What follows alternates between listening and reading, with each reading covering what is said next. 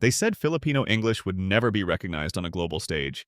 But today it's quietly shaping how millions of Americans speak, watch, and even teach English across their screens every single day. You might not notice it at first, but the influence is everywhere, from national newsrooms to social media anchors and even AI voice assistants. The sound of clarity, confidence, and warmth that once belonged only to the Philippines is now becoming the new voice of global communication. But how did this happen? How did the accent that grew in the islands of Southeast Asia become a trusted tone for American news and media? Let's find out. It all begins with a story that stretches more than a century back. When the United States colonized the Philippines in the early 1900s, they didn't just bring military presence, they brought language. Schools across the country began teaching English, not just as a subject, but as a way of life. The goal was to create a population that could communicate directly with Americans. The result was astonishing. Within just a few generations, the Philippines became one of the most English-fluent countries in the world. But something special happened along the way. Filipinos didn't just copy American English, they made it their own. The Filipino style of speaking English carries a rhythm and clarity that make it stand out. It's polite yet confident, warm yet professional. There's something about the way Filipinos enunciate their words that feels sincere, easy to listen to, and remarkably clear. And in today's world where communication happens at lightning speed, clarity is power. That's why Filipino English began to attract global attention. The first big wave came from the call center boom of the early 2000s. When major American companies started outsourcing customer service to the Philippines, they quickly realized something incredible: American customers actually preferred Filipino agents. Their tone was calm, friendly, and easy to understand. It wasn't just about speaking English, it was about making people feel heard, respected, and valued. Those same traits are exactly what every news channel wants in their anchors: clarity, connection, and trust. As years passed, the Philippines became a global hub for voice-based industries. Radio hosts, podcasters, and online educators from America started collaborating with Filipino voice artists because they delivered something unique: a tone that felt global, neutral, and emotionally balanced.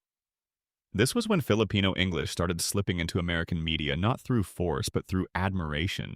Turn on a random American news segment today and you might notice something interesting: the delivery, the pacing. The way certain words are pronounced, it feels familiar. Words like schedule, research, and data sound subtly influenced by the Filipino rhythm. Even American anchors who've never been to the Philippines are adopting this smooth, measured tone. Why? Because the media world rewards voices that can speak clearly to everyone, and Filipino English does exactly that, but the influence doesn't stop there. AI companies developing voice systems for global users often train their speech models on Filipino English datasets because of its neutrality. It bridges the gap between Western and Asian accents, making it ideal for global communication. The same voice tone used by millions of Filipinos has become the model for artificial voices that speak to billions. This means that even when you hear an American-sounding AI reading the news, it might secretly be shaped by Filipino pronunciation patterns. What's even more amazing is how Filipino English has become a form of global soft power without anyone realizing it. Think about this: the Philippines has given the world millions of English-fluent professionals, broadcasters, teachers, and writers. Yet it's the unique sound of their English that's leaving the deepest mark. The tone of kindness, professionalism, and warmth that comes naturally to Filipino speakers is now the gold standard for effective communication.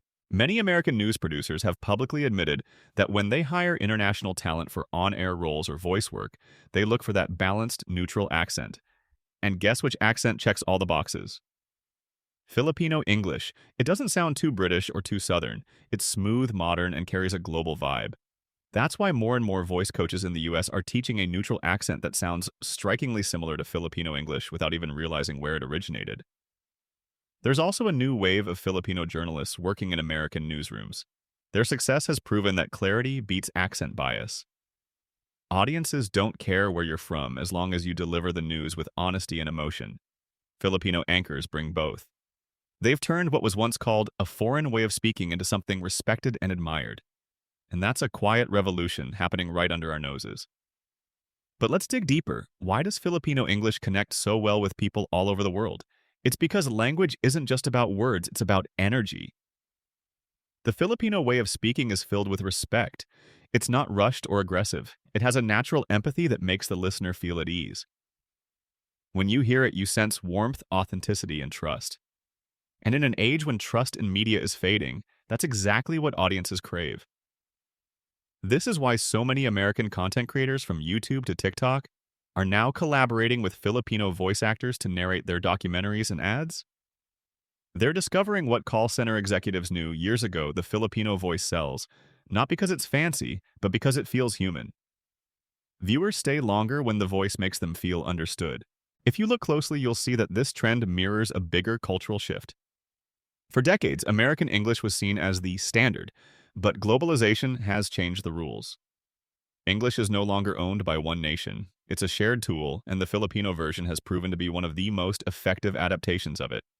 It bridges East and West while sounding natural to both. That's something few countries have achieved. Even Hollywood has noticed. Some dialogue coaches now train actors to adopt softer, more international accents for global releases. The subtle patterns they use resemble Filipino English: calm pacing, light intonation, and friendly articulation.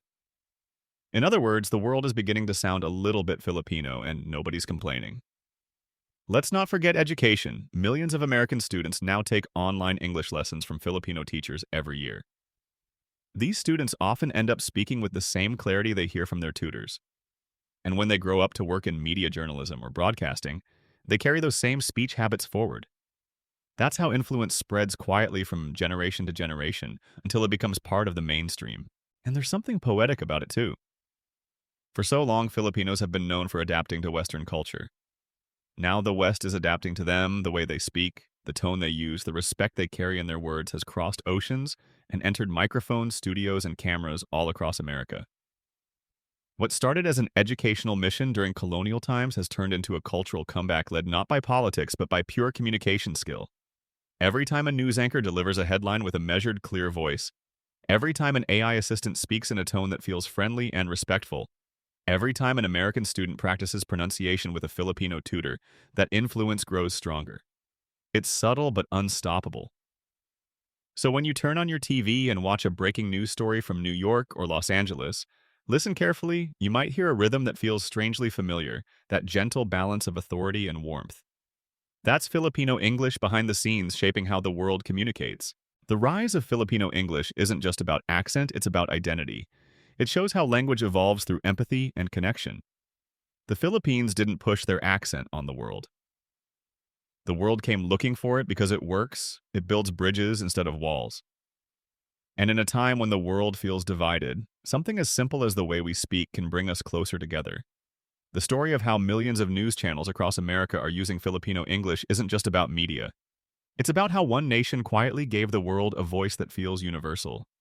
And maybe that's the beauty of it all. The Philippines didn't need to shout to be heard. Their voice traveled naturally through kindness, hard work, and communication. Now it's part of global media forever. So the next time you hear an American anchor speak clearly, warmly, and respectfully, remember this. There's a touch of the Philippines in that tone. A whisper of the islands in every word. Filipino English isn't just influencing news channels. It's redefining what good communication means in the 21st century. It's proof that the world listens to voices that speak with heart, not just perfect grammar, and that's why millions of newsrooms across America have embraced it, even without realizing it. So whether you're in Manila, New York, or anywhere in between, remember this: your voice matters. It can shape conversations across borders, change the way the world listens, and remind us all that language at its best is not about sounding perfect, it's about connecting perfectly. That's the power of Filipino English. The sound of respect, clarity, and confidence. The sound that's quietly changing the world. One broadcast at a time. If you enjoyed this documentary, don't forget to like this video, share your thoughts in the comments, and subscribe to the channel for more inspiring stories that reveal the hidden power behind language, culture, and global connection.